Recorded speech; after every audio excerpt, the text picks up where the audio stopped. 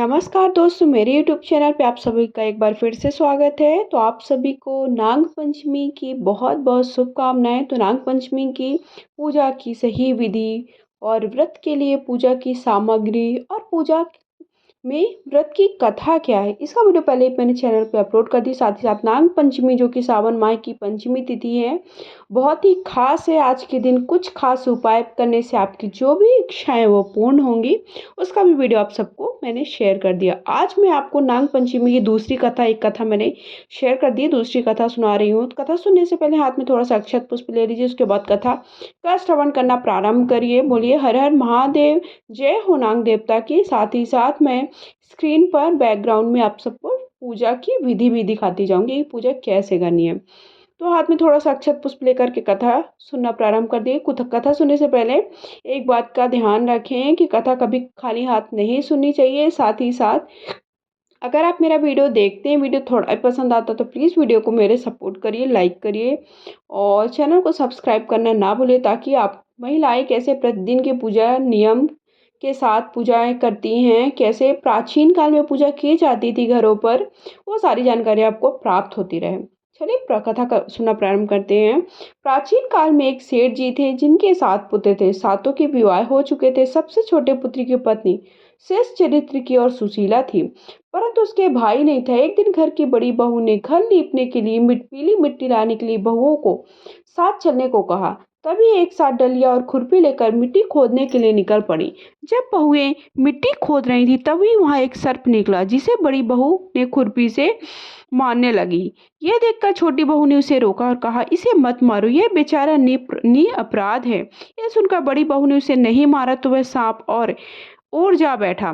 तब छोटी बहू ने उसे कहा, मैं अभी लौट कर आती हूँ, तुम यहाँ से जाना मत। इतना कहकर सबके साथ मिट्टी लेकर घर चली गई और काम काज में फंसकर सर्प से जो वादा किया था उसे वह भूल गई।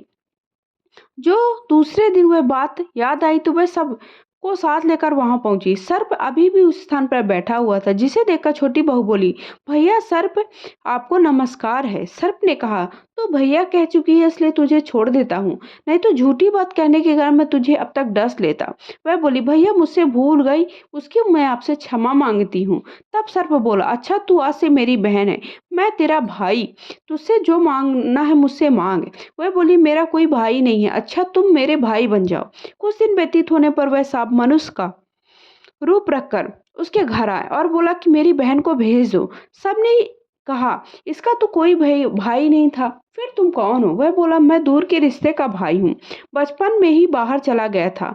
उसके विश्वास दिलाने पर परिवार के लोगों ने छोटी बहू को उसके साथ भेज दिया। उसके मार्ग में बताया कि मैं वह सर्प हूँ, इसलिए तू डरना मत, जहाँ चलने में कठिनाई हो वहां मेरी पूंछ पकड़ लेना। छोटी बहू ने वैसे ही किया। इस प्रकार वह उसके घर पहुंच गई। सर्प के घर धन ऐश्वर्य को देखकर वह चकित हो गई। इस तरह से वह उसके घर पर रहने लगी। एक दिन सर्प की माता ने उससे कहा, मैं एक काम से बाहर जा रही हूँ, तो अपने भाई को ठंडा दूध पिला देना। उसे इस बात का ध्यान नहीं था और सांप को गर्म दूध पिला दिया, जिससे उसका मुख जल गया। वह देखकर सर्प की माता को गुस्सा आया, परंतु सर्प के समझाने पर वह चुप हो गई। तब सर्प ने कहा कि बहन को अब उसके घर भेजना चाहिए। तब सर्प ने उसके पिता से बहुत सा सोना चांदी जवाहरात वस्त्र भूषण आदि देकर घर पहुंचा दिया। इतना ढेर सारा धन देखकर बड़ी बहू उससे जलने लगी और कहने लगी, तेरा भाई तो बड़ा धनवान है, तुझे तो उससे और भी धन लाना चाहिए। सर्प ने जब ये वचन सुना तो सब वस्तुएं सोने की लाकर दे दी। ये देखकर बड़ी बहू ने कहा, इन वस्तुओं को झाड़ने की झाड़ू भी सोने की होनी चाहिए। तब सर्प ने झाड़ू भी सोने की लाकर दे दी। सर्प ने छोटी बहू को हीरा मणियों का एक अद्भुत हार दिया, जिसकी प्रशंसा उस राज्य की रानी ने भी सुनी है। वे राजा से बोली कि सेठ की छोटी बहू का हार मुझे चाहिए। राजा ने मंत्री को हुक्म दिया, उससे वह हार तुरंत ही लाओ। मंत्री ने सेठ जी से जाकर कहा, महारानी जी छोटी बहू का हार पहनेंगी, हमें दे दो। सेठ जी ने डर के कारण छोटी बहू से हार लेकर उन्हें दे दिया। छोटी बहू को यह बात बुरी लगी। उसने साहब भाई को याद किया, उसे प्रार्थना की, भैया रानी ने हार छीन लिया है, तुम कुछ ऐसा करो जिससे रानी हार पहने वह सर्प बन जाए, तब वह मुझे लौटा दे, तब वो हार हीरो और मणिया को हो जाए। सर्प ने ठीक वैसा ही किया। जैसे ही रानी ने हार पहना वह सर्प बदल गए। देखकर रानी चीख पड़ी और डर गई। ये देखकर राजा ने सेठ के पास खबर भेजी कि छोटी बहू को तुरंत भेजो।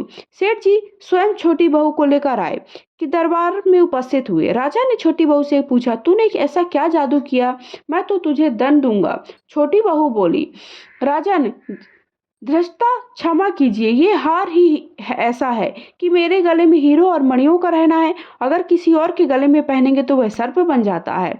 यह सुनकर राजा ने यह सर्प बना हार उसे देकर कहा, अभी पहनकर दिखाओ। छोटी बहन जैसे ही पहना उसे हीरो मणियों का हो गया। यह देखकर राजा ने प्रसन्न होकर बहुत सारी मुद्राएं और पुरस्कार दिया। छोटी बहू अपने हार और सहित घर लौट गई। धन को देखकर बड़ी बहू ने ईर्ष्या के कारण उसके पति को सिखाया कि छोटी बहू के पास से कहीं से धन आया है। सुनकर उसके पति और पत्नी को बुलाकर कहा कि ठीक ठाक बता कि ये धन कहाँ से आया। तब वह स्त्री फिर से अपने सर्प भाई को याद करने लगी। तब उसी समय सर्प ने प्रकट होकर कहा कि ये मेरी बहन धर्म बहन के कारण आचरण पर संदेह प्रकट किया तो मैं उसे खा लूंगा। इस प्रकार से यह बात सुनकर छोटी बहू का पति बहुत प्रसन्न हुआ। उसने सर्प देवता को सत्कार किया। इसी दिन से नाग पंचमी का त्योहार मनाया जाता है। स्त्रियां सांप को भाई मानकर उनकी पूजा करने लगी। तो इस तरह से नाग पंचमी की मैंने आपको दूसरी कहानी सुनाई, बहुत ही रोचक कहानी। अगर आप सबको वीडियो थोड़ा भी पसंद आया है तो कमेंट बॉक्स में जाकर के हर हर महादेव लिख करके वीडियो को लाइक शेयर करें और चैनल को सब्सक्राइब करना बिल्कुल भी ना भूलिएगा। हर हर महादेव।